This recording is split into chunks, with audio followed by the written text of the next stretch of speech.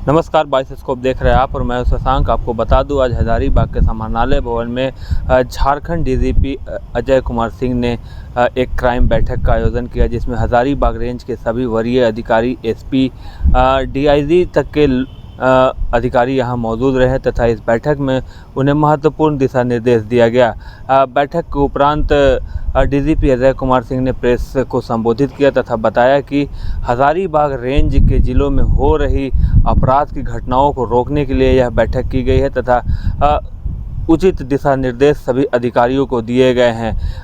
हजारीबाग में हो रही अपराध, चाकूबाजी और चल रही गोलियों पर भी उन्होंने कहा कि उचित दिशा निर्देश दे दिए गए हैं, त्वरित कार्रवाई की जा रही है, अपराधी की पहचान हो गई है, जल्द ही उसे सलाखों के पीछे भेज दिया जाएगा। क्या कुछ कहा है डीजीपी अजय कुमार सिंह ने, आइए सुनते हैं। अभी चल ही रहा है, तो ये तो अभी थोड़ा सा बीच में ब्रेक हुआ है आप लोगों के लिए, ताकि आप लोगों को ब्रीफ कर दें और फिर आप लोग अपना काम कीजिए, हम लोग अपना आगे काम करेंगे कंटिन्यू। क्या निर्णय हुआ इसमें आज की बैठक में बेसिकली जितना भी जो ऑर्गेनाइज क्राइम है, अपराध से रिलेटेड जो है, हम लोग के हजारीबाग रेंज के जितने भी अपराध घटनाएं घटित हुई हैं, उनमें क्या कार्रवाई हुई है, उनकी रोकथाम कैसे करनी है, उसी के बारे में लगातार परस्पर उसी में चर्चा चल रही है और आगे भी अभी चलेगी। सर, संगठित अपराध, जेल से हो रहा अपराध, उसे रोकने के लिए क्या दिशा निर्देश दिया गया है?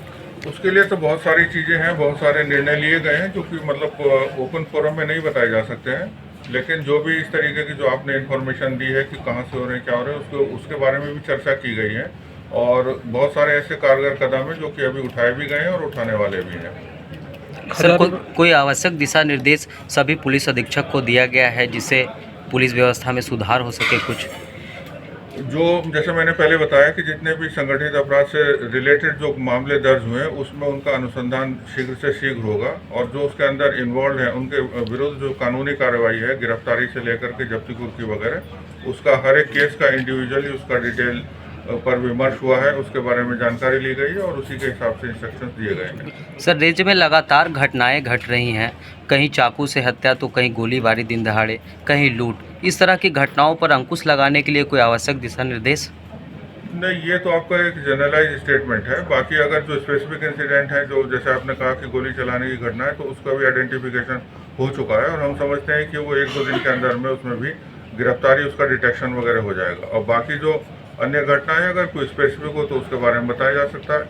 वैसे कमोबेश जो जितनी भी घटनाएं घटी हैं, उसमें सबका उद्भेदन हुआ है। नशा को लेकर कोई खास अभियान चल रहा है? नशाखोरी के बारे में भी एनडीपीएस के एक्ट के अंतर्गत जो यहाँ पर जितने भी अफेक्टेड एरिया हैं, चाहे वो चतरा हो या उसके अलावा और भी एरिया हैं, उसके बारे में भी अभी डिस्कशन हुआ है और सभी जितनी एजेंसीज उसके अंदर इन्वॉल्व हैं, जैसे कि झारखंड पुलिस है, एनसीबी है और बाकी और जो विभाग हैं, उसमें आपस में काफ़ी अच्छा समन्वय है, कोऑर्डिनेशन भी है और आगे उसको कोऑर्डिनेशन को बेहतर करने के लिए सुझाव दिए गए हैं।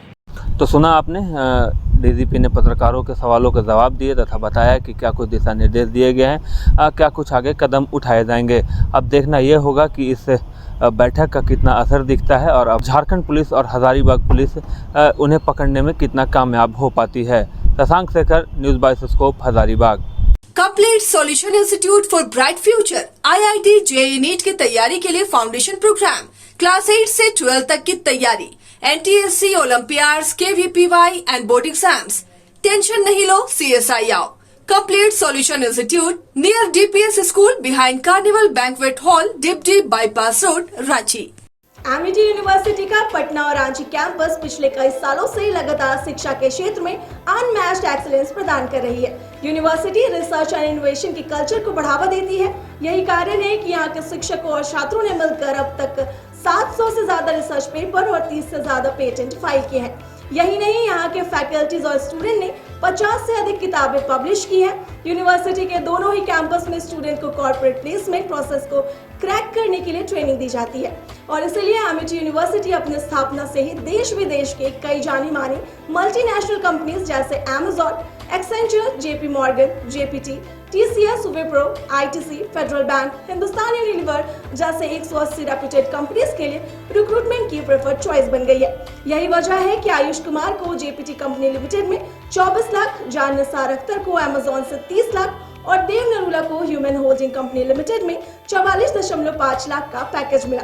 वहीं सुमन गुप्ता को पैलो ऑल्टो में मिले 47 लाख के हाईएस्ट पैकेज से यूनिवर्सिटी ने बिहार और झारखंड में एक नया रिकॉर्ड कायम किया है।